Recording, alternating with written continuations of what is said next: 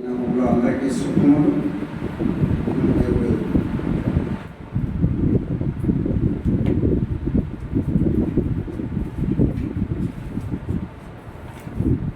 మనకి ఇచ్చినటువంటి కృపను బట్టి దేవునికి అందులో సమయంలో కొద్దిగా లేఖనం చూసుకొని మనము ఆరాధనలోకి లేఖనం ప్రకారంగా ఆరాధన చేద్దాం. మొదటి యోహాను రాసినటువంటి పత్రిక 5:20 అందరం కలిసి ఫస్ట్ యోహాను 5వ అధ్యాయం 20వ వచనాన్ని అందరం కలిసి మనము సత్యవంతుడైన వారిని ఎరుగువలెనని దేవుని కుమారుడు వచ్చి మనకు వివేకం అనుగ్రహించి ఉన్నాడని ఎరుగుదు. మనము దేవుని కుమారుడైన యేసుక్రీస్తు నందున్న వారమై సత్యవంతుని నందున్నాము. ఆయనే నిజమైన దేవుడు, నిత్య జీవమునై నాకు చిన్న ప్రయత్నించాం. అపరిశుద్ధుల జీవితంలో సర్వాధికారి ఆయన దగ్గర సమయంలో ప్రభావ ఆరాధనకై సిద్ధపడుతూ ఉండగా ఆయన మాకు ఇచ్చినటువంటి వాక్యం బట్టి ప్రభావం మొదటి యోహాను 5వ అధ్యాయం 20వ వచనాన్ని ప్రభావ మాతో మాట్లాడుతూ వచ్చాను. దాన్ని బట్టి మీకు ఆయన మమ్మల్ని దీవించండి, ఆశీర్వదించండి. మేమంతా కలిసి దేవా ఆత్మతో సత్యంతో హృదయపూర్వకంగా నిన్ను ఆరాధన చేసే వారిగా ఉంచండి. దేవా నాయన మా ఆరాధన విని దేవా నాయన మనందరినీ దీవించమని చేసే ప్రార్థించి ఆమేన్. అయితే దేవుడు సమయంలో మనతో మాట్లాడుతున్నటువంటి మాట ఏంటి అంటే ఇది మొదటి యోహాను 5వ అధ్యాయం 20వ వచనాన్ని మనము సత్యవంతుడైన వారిని ఎరగవలనని. ఎవరిని ఎరగాలంటే నిజమైనటువంటి సత్యవంతుడైనటువంటి దేవుని కుమారుడు వచ్చి మనకు వివేకం అనుగ్రహించి ఉన్నాడని. మనకు ఒకటే తెలుసు, మన కొరకే ఈ లోకానికి కలువరిలో సిలువ వేయించుకోవడానికి వచ్చినటువంటి ఆ యేసుక్రీస్తు ప్రభువు దేవుని కుమారుడు వచ్చి మనకి వివేకం అనుగ్రహించి ఉన్నాడని. మనము దేవుని కుమారుడైన యేసుక్రీస్తు నందున్న వారిమై, మనము ఎవరి వారమై ఉన్నామంటే యేసుక్రీస్తు నందున్న వారిమై సత్యవంతుని నందున్నాము. ఆయన ఎలాంటి వాడట? సత్యవంతుడు. ఆయన ఇంకా ఎలాంటి వాడంటే ఆయన నిజమైనటువంటి దేవుడును, నిత్య జీవమునే అన్నాడు. చూసారా, ఆయన ఎలాంటి వాడట? సత్యవంతుడు, ఆయన నిజమైనటువంటి దేవుడు, ఆయన నిత్య జీవమునై ఉన్నాడు. అలాంటి గొప్ప దేవుడిని మనం ఈ దినము ఆరాధిస్తున్నాం. ఈ లోకంలో దేవుడు లోకమంతటినీ ఏర్పాటు చేసుకున్నాడు. లోకంలో ఉన్నటువంటి ప్రజల్ని, సృష్టిని అంతటినీ ఏర్పాటు చేసుకున్నాడు. కానీ తన బిడ్డలుగా ఎంతమంది అతన్ని ఆరాధిస్తున్నారనేది ఒకసారి చూసుకున్నప్పుడు ఆయన సత్యవంతుడైనటువంటి దేవుడు, నిజమైనటువంటి దేవుడు, యేసుక్రీస్తు ప్రభువు, నీ కొరకు నా కొరకు ఈ లోకంకి వచ్చినటువంటి దేవుడు. ఆయన మన కొరకు ఈ లోకానికి వచ్చి మన కొరకే ఆయన సిలువ వేయడానికి సిద్ధపడినటువంటి దేవుడు. ఆయన నీ కొరకు నా కొరకు చివరి రక్తపడే వరకు కాచినటువంటి దేవుడు. అలాంటి దేవుని కొరకు ఎంతమంది ఆరాధిస్తున్నారు అనేది మనం చూసుకున్నప్పుడు ఆయన ఇంకా ఎలాంటి వాడు మనం ఆరాధనకి ఇస్తున్నామో, ఆరాధనకి అరుడా కాదా అనేది మనము చూసుకున్నాం. ఒకసారి మన బైబిల్ పదాలు మనం ఒకసారి పాడుకుందాం. మన బైబిల్ పదకి పైకెత్తి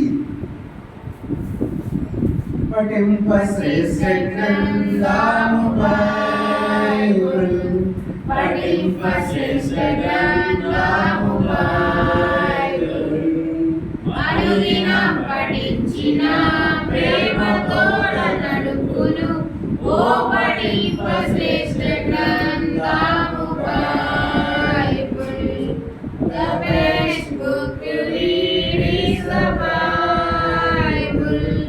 The best book to read is the Bible. If you read it every day, it will help you all the way. Oh, the best book to read is the Bible.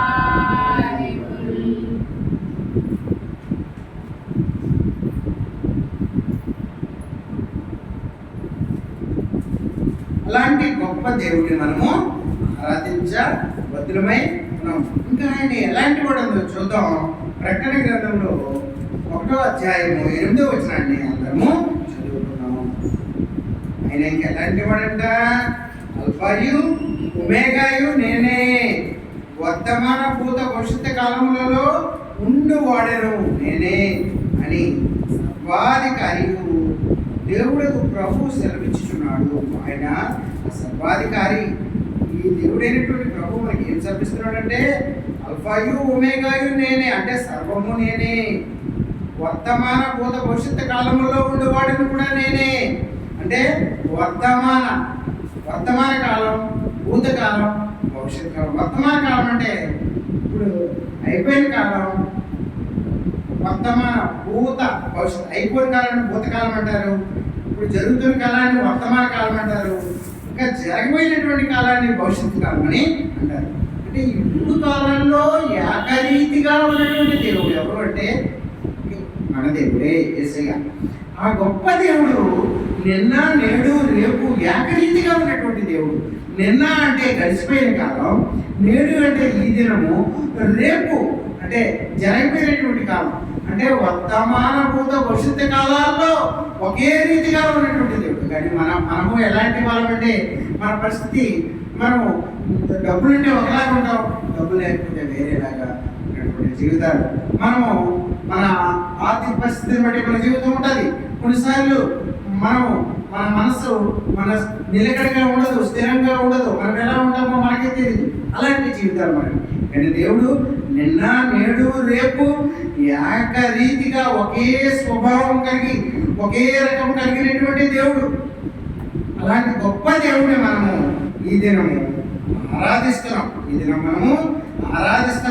ముందు మనం చదువుకున్నాం, నిజమైనటువంటి దేవుడు, నిత్య జీవం కలిగినటువంటి దేవుడిని మనము ఆరాధిస్తున్నామని. అల్ఫాయు ఒమేగా, దాని భూత భవిష్యత్తు వర్తమాన కాలాల్లో ఉన్నటువంటి దేవుడు, ఒకే రీతిగా ఉన్నటువంటి దేవుడు, సర్వాధికారి అయినటువంటి దేవుడిని మనం ఈ దినము ఆరాధించగలుగుతున్నాం. అంత గొప్ప దేవుడిని మనము ఆరాధించగలుగుతున్నాం అన్నమాట. అంటే ఇంకా ఒకసారి ఇంకా దేవుడి లక్షణాలు మనం ఒకసారి చూసుకున్నప్పుడు యెషయా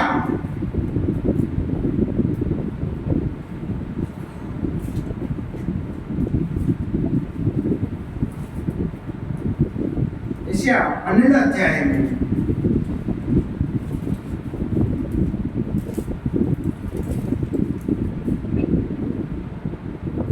ఒకసారి 12వ అధ్యాయం ఎక్కువ 6 ఉన్నాయి, ఒకసారి చదువుకున్నాం. ఆ దినమున మీరు ఇలాగందురు, యెహోవా నీవు నా మీద కోపపడితివి, నీ కోపము చల్లారెను, నిన్ను స్తుతించుచున్నాను, నీవు నన్ను ఆదరించి ఉన్నావు.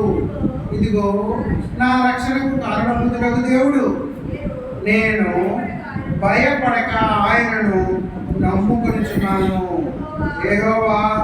యెహోవే నాకు బలము, ఆయనే నా కీర్తనాస్పదం, ఆయన నాకు రక్షణాధారమే. కావున మీరు ఆనందపడి రక్షణ ఆధారము వలె బావులలో నుండి నీళ్లు చేదుకుందురు. ఆ దినమున మీరు ఇలాగందురు, యెహోవాను స్తుతించుడి, ఆయన నామమును ప్రకటించుడి, జనములలో ఆయన క్రియలను ప్రచురము చేయుడి. ఆయన నామము ఘనమైనది, జ్ఞాపకం తెచ్చుకోండి. యెహోవాను గూర్చి కీర్తన పాడుడి, ఆయన తన మహాత్మ్యమును వెల్లడిపరచెను, భూమి అంతటను అది తెలియబడును. సీయోను నివాసి సామత్వని బిగ్గరగా చేయము. నీ మధ్యనున్న ఇశ్రాయేలు యొక్క పరిశుద్ధ దేవుడు గనుడై ఉన్నాడు. చూసారా, మనం ఎంత గొప్ప దేవుడిని మనము ఆరాధిస్తున్నాం. ఎవరంటే మన మధ్యలో ఉన్నటువంటి పరిశుద్ధ దేవుడు, ఇశ్రాయేలు యొక్క పరిశుద్ధ దేవుడు ఎలాంటి వాడంటే గనుడై ఉన్నాడు. అలాంటి గనుడై ఉన్నటువంటి దేవుడిని మనము ఆరాధిస్తున్నాం. అందుకే ఇక్కడ మనం చూసుకున్న కొన్ని వచనాలు చూసుకున్నప్పుడు 2వ వచనం, ఇదిగో నా రక్షణకర్త యెషయా కుమారుడు, యెషయా అయినటువంటి యెషయా ఏం చెప్తున్నాడంటే, నా రక్షణకర్తకు కారణభూతుడైన దేవుడు. ఆయన ఎవరి రక్షణకర్తకు, మన రక్షణకర్తకు కారణభూతుడైనటువంటి దేవుడిని మనము ఆరాధిస్తున్నాము. రక్షణ ఆయన చేతుల్లో ఉంది. ఆయన మాత్రమే మనల్ని రక్షించగలడు. ఆయన మాత్రమే మనకి రక్షణ కారకుడు, రక్షణ భూతుడు, రక్షణ ఇచ్చినటువంటి దేవుడు. కీర్తనలు 42:11 చూసుకుంటే,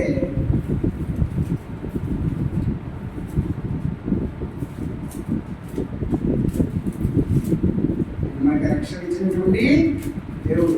42:11 వచ్చింది. నా ప్రాణమా నీ వేళ కుంగిడున్నావు, నాలో నీ వేళ తొందరపడుచున్నావు. దేవుని యందు నిరీక్షణ ఉంచుము, ఆయనే నా రక్షణకర్త, నా దేవుడు. ఇంకను నేను ఆయనను స్తుతించదు. ఆయనే, మనం ఆయన మీద నిరీక్షణ ఉంచాలి.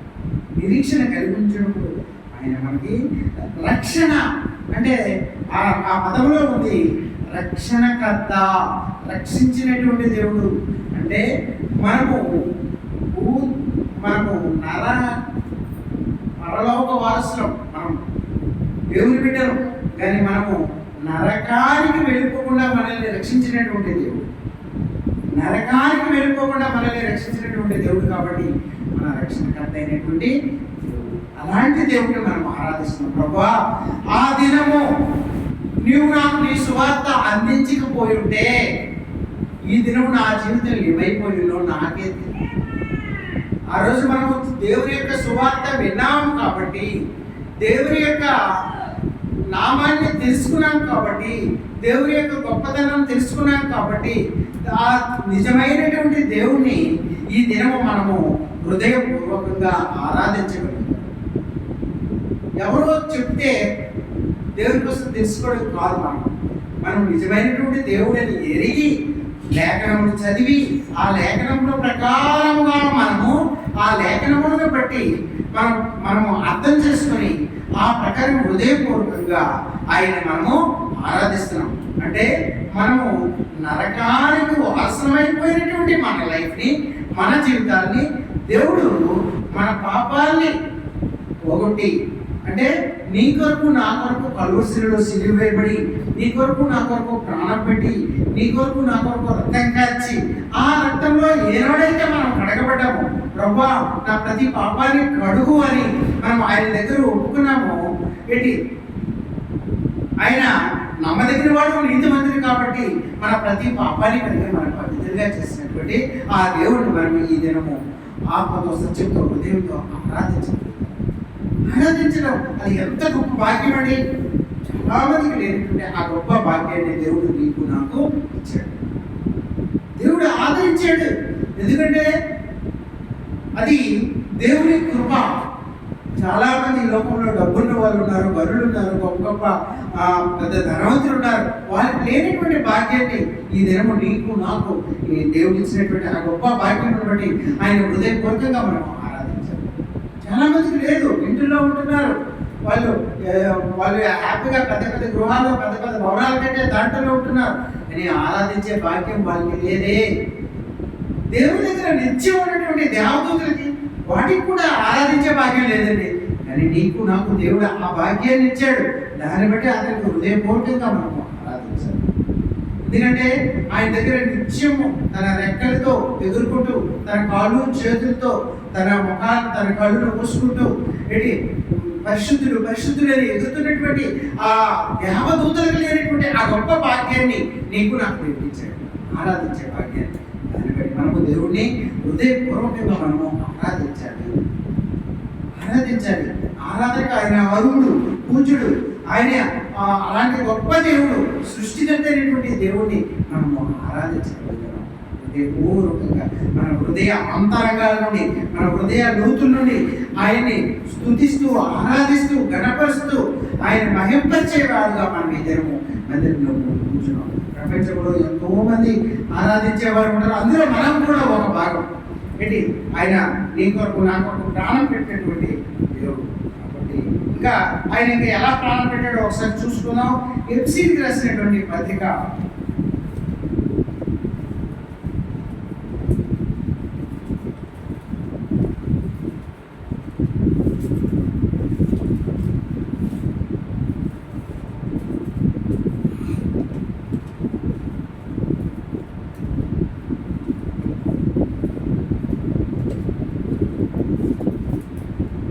2వ అధ్యాయం. అపరాధముల చేతను, మీ అపరాధముల చేతను, పాపముల చేతను మీరు సచ్చిన వారే ఉండగా ఆయన మిమ్మును క్రీస్తుతో కూడా బ్రతికించెను.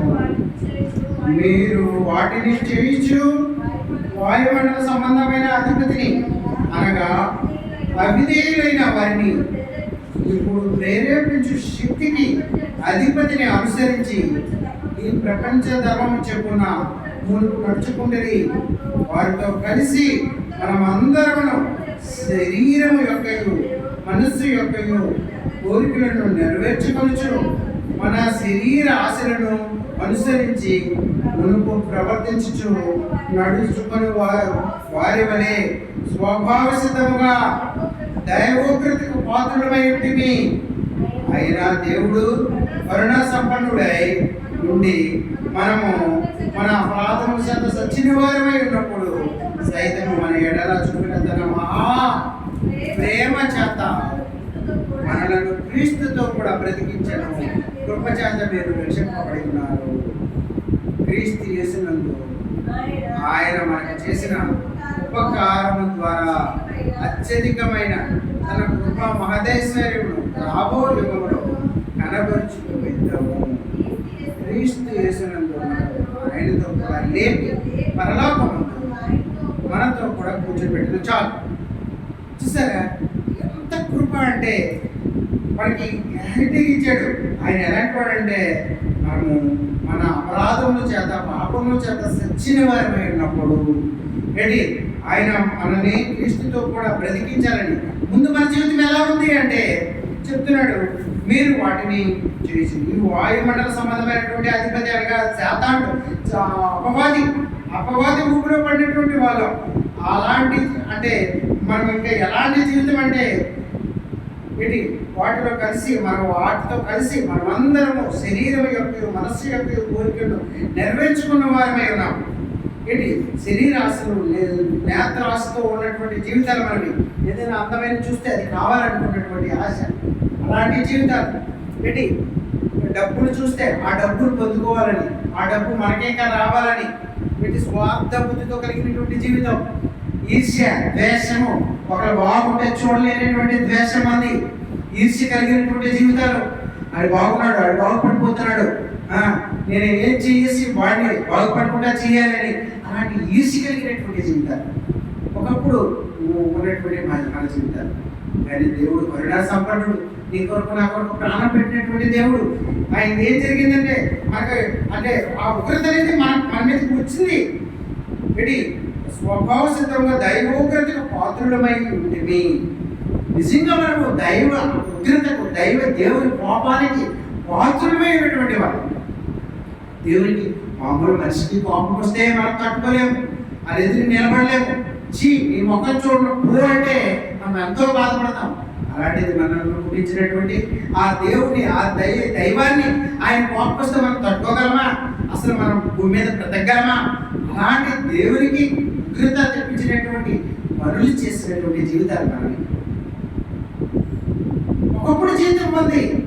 మనం చూస్తే శరీర ఆశ, ఏదో కోరికలు అనంతం, అది తీర్చలేక, తీర్చుకోలేక నానా బాధపడుతూ, స్వార్థంతో ఎంతో మందితో తిట్లు కాస్తూ, ఎంతో మందిని మనల్ని అసహించుకున్నటువంటి జీవితం. అలాంటి జీవితాన్ని దేవుడైతే పూర్తిగా మన మీద అసహించుకొని మన మీద ఉగ్రత ఉంచినటువంటి అలాంటి దేవుడి ఈ దినము మనం ఆయన సన్నిధిలో ఉండి ఆరాధన చేయడానికి ఇచ్చినటువంటి ఆ గొప్ప కృపను బట్టి ఆయన మనం ఆరాధించాలి. ఎందుకంటే ఆయన నీ కొరకు నా కొరకు రాకుండా ఉంటే ఈ లోకానికి మానవ రూపంలో నీ కొరకు నా కొరకు సిలువ వేయబడకుండా ఉంటే, నీకు నాకు స్వస్థత లేకుండా ఉండేది. ఆయన నీ కొరకు నా కొరకు కలువరి శిలువలో సిలువ వేయబడి ఆయన ఆ శరీరానికి దున్నేటట్లుగా కొట్టారు. ఆ చేతులకు మేకలు కొట్టారు, కాళ్ళకు మేకలు కొట్టారు, తనకి మణికిరీటం పెట్టారు. ఆయనకి ఆ కొరడాతో కొడుతూ ఉంటే ఆ కొరడలో ఉన్నటువంటి మేకుల ద్వారా ఆ శరీరము దున్నమేయబడుతుంది. ఆ శరీరము ముక్కలుగా లాగుతుంది. దాన్ని రక్తం ఆయనకు తెలుసు. ఆయనకు తెలిసి కనిపించాడు. అయినా నేను నా బిడ్డల కోసం నేను ఈ లోకానికి వెళ్ళి సిలువ వేయబడి వాళ్ళ వరకు నా శరీరంలో ఉన్న చివరి రక్తపొడి వరకు ఇస్తాననే ఉద్దేశంతో ఆయన ఈ లోకానికి వచ్చాడు. అందుకే అంటాడు ఏంటి, ఒకనొక సందర్భంలో తన శిష్యులు అయ్యా నీకు సిలువ పడకూడదు, అయ్యా నీకు అంత పని జరగకూడదు అన్నప్పుడు సాతానాన్ని వెనక్కు అంటాడు. అంటే తన శిష్యుడైనటువంటి పేతురికి కూడా అంటే అది దేవుని చిత్తం జరగాల్సినటువంటి పని, అది దైవ చిత్తం జరగాల్సినటువంటి లోక కార్యం అది. కాబట్టి ఆయన తెలిసి లోకానికి వచ్చి నీ కొరకు నా కొరకు ప్రాణం పెట్టి రక్తం కాచి ఈ దినము మన ప్రతి పాపాన్ని కడిగి మనం పవిత్రులుగా ఈ దినం ఉండగలుగుతున్నామంటే మనం అనుకోవచ్చు, అసలు నిజంగా మనం పవిత్రులమేనా? పవిత్రులమే. ఆయన ఒకటే అన్నాడు, నీవు నీ పాపాలు ఒప్పుకునేలా నమ్మదగిన వాడు నీతిమంతుడు కాబట్టి నీ ప్రతి పాపాన్ని కడిగి నేను పవిత్రుడిగా చేస్తాడు. మనం ప్రతి పాపాలను ఒప్పుకున్నాం కాబట్టి మనం పవిత్రుడు. ఆయన సన్నిధిలో ఈ దినము మోకరించి ఆయన ఆరాధించి ఆరాధనకు అర్హుడైనటువంటి ఆ గొప్ప దేవుడిని మనం ఆరాధన చేయడానికి సిద్ధపడుతున్నామంటే అది నిజమైనటువంటి దేవుడు కాబట్టి, మన పాపాలన్నీ క్షమించబడ్డాయి కాబట్టి, మన పరలోకానికి వారసులం కాబట్టి, మన నిత్య జీవం మనకు ఉంది కాబట్టి, మనం చనిపోయిన తర్వాత కూడా మనల్ని తీసుకుని పోబడినటువంటి దేవుడు మనకు సిద్ధంగా ఉన్నాడు కాబట్టి, మనము పరలోకానికి మనందరము వెళ్ళిపోవడానికి సిద్ధంగా ఉన్నాం కాబట్టి మనం ఈ దినము మనము పవిత్రుడము. ఆ పవిత్రమైనటువంటి ఆ జీవితాన్ని మనం నడిపించుకుంటున్నాం. మనం ప్రతి వారం కూడా ప్రతిరోజు కూడా మనగా కడుక్కొని ఆయన రక్తం ద్వారా కడుక్కొని మనం ప్రతి పాపాన్ని ఆ దినం జరిగినటువంటి పాపాలని కడుక్కొని ఆయన బిడ్డలుగా ప్రతి దినము మనము శుద్ధి చేయబడుతూ ఆయన బిడ్డలుగా మనము ప్రతి దినము ఎదుగుతూ ఉండాలి. అందుకే దేవుడు చూసారా ఇక్కడ ఆయన కోపం, మనం చేసినటువంటి పనులన్నింటికి ఆయనకి చాలా కోపం. ఆయన కోపం వస్తే ఎలా ఉంటుందో ఒకసారి చూద్దాం. యెషయా ఒకసారి తీయండి.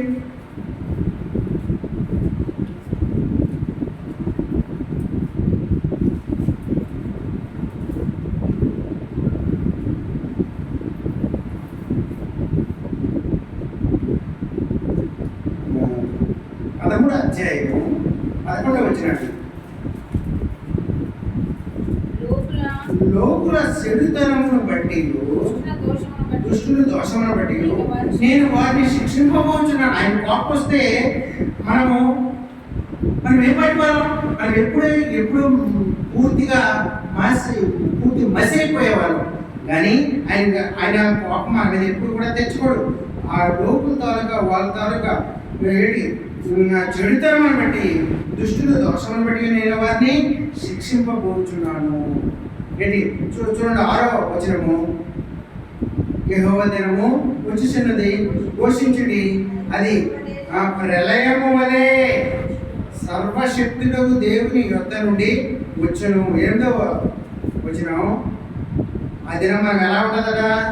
వేదనలు దుఃఖములు వారికి కలుగును, ప్రసవ వేదన పడువాని వలె వారు వేదన పడదు. మన అలాంటి ఆయన కోపం వస్తే మన పరిస్థితి అలా ఉంటుంది. ప్రసవ వేదన అంటే అది ఎవ్వరు పడలేరు అనమాట. అది చాలా, అది మళ్ళీ మరణించి బ్రతికినంత వేదన అలాంటి వేదన దుఃఖంలో వారికి కలుగుతాయి.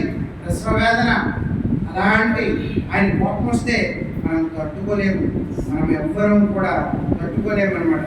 ఆయన దేవుడు నన్ను పుట్టించాడు కాబట్టి ఆయన మన ప్రతి పాపాన్ని కూడా కడిగినటువంటి దేవుడు కాబట్టి ఆయన మనం చేస్తున్నటువంటి పనులను చూసి ఆయన నవ్వుకుంటాడు. దేవుడు మనల్ని చూసి వీళ్ళకి ఎంత చెప్పినా వీళ్ళకి అర్థమవడం లేదే అని ప్రతిరోజు వీళ్ళతో మాట్లాడుతున్నాడు. నిజమైన దేవుడినే చెప్తున్నాడు, నేను పరిశుద్ధుడినే చెప్తున్నాను, నిత్య జీవితానికి వారసునే చెప్తున్నా. వాళ్ళు ఇంకా పాపం చేస్తూ అంటే మన జీవితంలో మనకి ఆ వారసత్వం అనేది ఆ ప్రభావం బట్టి మనకి ఇది అయితే ఆయన చూడండి ఎఫ్సీ రాసినటువంటి 2వ అధ్యాయంలో చెప్తున్నాడు.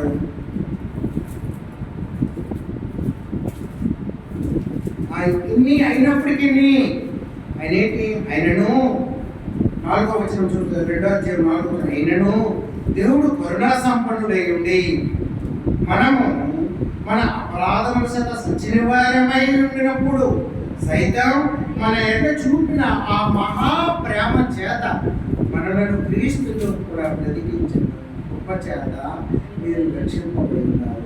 చూసారా, మనం ఇన్ని చేసి అయినను ఇన్ని చేసినప్పటికీ దేవుడు ఎలాంటి వాడు అంటే కరుణా సంపన్నుడు. ఆయన కరుణా సంపన్నుడు అయి ఉండి మనము మన అపరాధముల చేత సచ్చిన వారమై ఉన్నప్పటికీ, పాపములు చేసినటువంటి వారమై ఉన్నప్పటికీ, ఎన్నో దేవుని మాట ఎన్నోసార్లు వినకపోయినప్పటికీ సైతం మన ఎట్ట చూపిస్తున్నటువంటి మహా ప్రేమను బట్టి మనం ఆయనకు హృదయపూర్వకంగా మనము ఆరాధించాం. అసలు మన జీవితాలు చూసినప్పుడు ఎప్పుడో మనల్ని విడిచిపెట్టేయాలి దేవుడు, కానీ అయినప్పటికీ ఇలాంటి పాపములు చేసిన వారు అయినప్పటికీ ఎలాంటి దుష్టులు అయినప్పటికీ, ఎలాంటి చెడు నడత నడిచినటువంటి వారమైనప్పటికీ ఆయన ప్రేమ చేత క్రీస్తులో కూడా మనల్ని బ్రతికించిన కృప చేత మనల్ని రక్షించను. ఇంకా నెక్స్ట్ 6వ వచనం చెప్తున్నాడు, క్రీస్తు యేసునందు ఆయన మనకు చేసిన ఉపకారం ద్వారా అత్యధికమైన తన కృప మహదైశ్వర్యం రాబో యుగంలో కనబర్చి నిమిత్తం క్రీస్తు యేసునందు మనకు ఆయనతో కూడా లేపి పరలోకమందు ఆయనతో కూడా కూర్చొని పెట్టారు. ఇన్ని చేసినప్పటికీ ఆయన మన ప్రతి పాపాన్ని ఒప్పుకుంటే చాలు, మన పాపాలని మనం ఒప్పుకుంటే చాలు. ప్రభా నేను తెలియక చేశాను ఆయన, ఒప్పుకుంటే నీ ప్రతి పాపాన్ని నా పాపాన్ని కడిగి పవిత్రుడిగా చేసినటువంటిది. మన పాపాన్ని కడిగి మనకి మరణించిన తర్వాత మనల్ని తీసుకుని కొనుక్కోబడి మన పరలోకంలో ఆయనతో పాటు సదాకాలం ఉండడానికి ఏర్పాటు చేసినటువంటి దేవుడు. ఆయన మరణించిన తర్వాత చెప్తాడు, వీటనే నేను ముందు వెళ్ళి మీకు స్థలము సిద్ధం చేస్తున్నాను. ఆ పరలోకంలో నీకు నాకు ఆయనతో పాటు అక్కడ ఆకలి ఉండదు, నిద్ర ఉండదు, సూర్యుడు ఉండడు, చంద్రుడు ఉండడు, సదాకాలము ఆయనతో పాటు స్తుతిస్తూ ఆరాధిస్తూ ఆ గొప్ప ఆయన వెలుగులో మనము ఆరాధిస్తూ ఆయనతో పాటు సదాకాలం ఉంటూ సంతోషంగా మనం జీవిస్తాం. అలాంటి జీవితం మనకు ఉంది కాబట్టి ఆయన హృదయపూర్వకంగా మనం ఆరాధించాలి.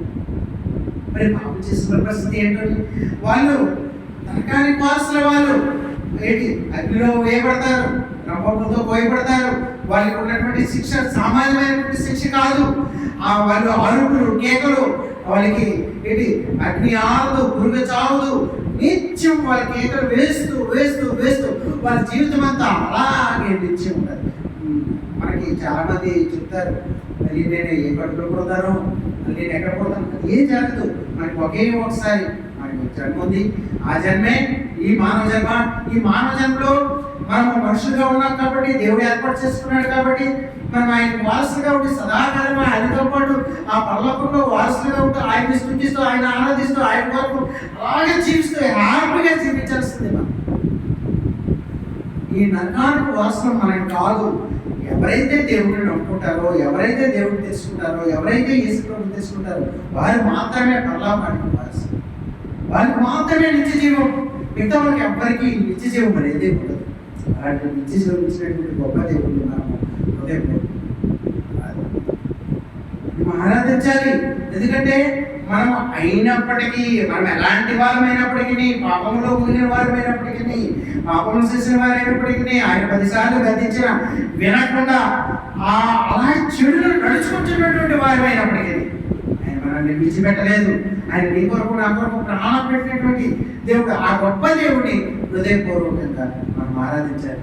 ఈ దినం మనం సంతోషంగా హ్యాపీగా ఉండగలుగుతున్నామంటే ఆయన కృప. ఎంతో మంది కరోనాతో ఈ దినము మరణించున్నారు. 2019 20 సంవత్సరాలు ఎలాంటి సంవత్సరాలు అంటే అవి చూడడానికి మహాభయంకరం, వినడానికే భయం. అసలు ఇలాంటి పరిస్థితి వస్తుందని అసలు ఊహించలేదు. ఒక మనిషి ముట్టుకోవాలంటే భయం, బజార్కి వెళ్ళాలంటే భయం, హాస్పిటల్ బాగులేదనే విషయం ఎవరు చెప్పడానికి భయం. ఎంత ఘోరమైన పరిస్థితి అండి. కానీ దేవుడు అద్భుతంగా చాలా మంది వాళ్ళు మరణించారు. వాళ్ళు మరణించి మరి వాళ్ళు కనీసం వాళ్ళు ముట్టుకోవడానికి కూడా ఛాన్స్ లేదు. వాళ్ళని ఉగ్రేపుకొని లేకపోతే ఎవరో డ్రెస్ వేసుకుని వాళ్ళు తీసుకెళ్ళి ఆల్చి లేదంటే వాళ్ళని ఆదిపెట్టి ఏదో చేస్తూ వచ్చారు. అలాంటి రోజులు అనేవి ఇంకా ఇప్పుడు రాకూడదు. అయితే దేవుడు మనకి ఈ దినం మనం సజీవంగా ఉంచి ఆయన సన్నిధిలో ఉంచి మనం ఆరాధించడానికి ఇచ్చినటువంటి ఆ గొప్ప కృపను బట్టి ఆయన హృదయపూర్వకంగా మనము ఆరాధించాలి. వాక్యం చూసుకొని మనము ఆరాధిద్దాం. 95వ కీర్తన.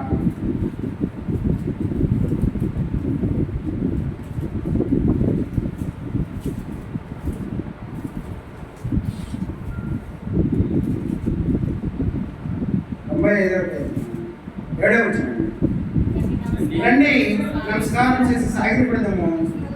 మనల్ని సృష్టించిన యెహోవా సన్నిధిని మోకరించడము. నేడు మీరు ఆయన మాటను అంగీకరించిన కాబట్టి రండి అందరము కలిసి ఆరాధిద్దాం. హృదయపూర్వకంగా ఆరాధిద్దాం. ఎందుకంటే ఆయన నీ కొరకు నా కొరకు వచ్చాడు కాబట్టి, ఆయన మన కొరకు ప్రాణం పెట్టాడు కాబట్టి, ఆయన చేసిన ఉపకారములకు మనం ఏమి ఇచ్చిన రుణం తీర్చుకోగలం, ఏమి ఇచ్చినా రుణం తీర్చుకోలేం. ఆయన నమ్మదగిన వాడు, నీతిమంతుడు కాబట్టి నీ కొరకు నా కొరకు నిజాయితీగా బయటి మన ఎన్ని పాపాలు చేసిన వారైనప్పటికీ మన పాపం ఆయన దగ్గర ఒప్పుకున్నప్పుడు ఆయన మన పాపాలని కడిగి ఈ దినం పవిత్రుడిగా వచ్చినటువంటి దేవుడిని మనం ఆరాధిద్దాం. కుటుంబాలతో మనము హాయిగా జీవించడానికి ఏర్పాటు చేసినటువంటి ఆ కృపను బట్టి ఆయన ఆరాధిద్దాం. ఆయన ఇచ్చినటువంటి ఆరోగ్యం బట్టి మనము ఆరాధిద్దాం. ఆయన మనకి ఇచ్చినటువంటి ఈ దినము ఆయన సన్నిధిలో మోకరించడానికి ఇచ్చినటువంటి ఆ కృపను బట్టి మనం ఆరాధిద్దాం. ఆయన చేసిన మేలులే మన నిత్య జీవితంలో చేసిన మేలుని బట్టి మనం మనం ఎక్కడుగా మనం ఏదో కొత్త వచనాలు తెచ్చి మనం ఆయన దగ్గర పెట్టి ఆరాధించక్కర్లే. ఆయన మనం చేస్తున్నటువంటి మేలు మనం ఆరోగ్యంగా ఎంతమంది ఎన్ని సఫరింగ్స్తో. మొన్నైతే మా క్లాస్మేట్ ఒక అమ్మాయి 47-48 సంవత్సరాలు అవుతుంది. 4 గంటలు అవుతుంది వేగులో ఉన్న ఆర్టిస్ట్ హాస్పిటల్ తీసుకెళ్ళినా వాళ్ళ 2 పిల్లలు. అంటే ప్రతి ఒక్క దగ్గర వయసుతో సంబంధం లేదు. మనం నిజంగా ఈ లోకంలో ఉన్నప్పుడే దేవుని దగ్గర మనం మోకరించి మన పాపాలను ఒప్పుకొని ఆయన దగ్గర మన ప్రతి పాపాన్ని అడగమని చెప్పి మనం పవిత్రంగా ఉన్నప్పుడు మనం చనిపోయిన హ్యాపీ సంతోషం ఆయన దగ్గరికి వెళ్తాం, ఆయన దగ్గరే ఉంటాం, పరలోకానికి వారసులం అవుతాం, సదాకాలం ఆయనతో పాటు ఉంటాం. అది దాన్ని బట్టి ఆయన హృదయపడుతున్నాము ఆరాధిద్దాం. కాబట్టి ఒకరి తర్వాత ఒకరు కలిసి అందరూ ముందు వరండాలో ఉన్నవారు, తర్వాత రూమ్లో ఉన్నవారు అందరూ ఆరాధించండి.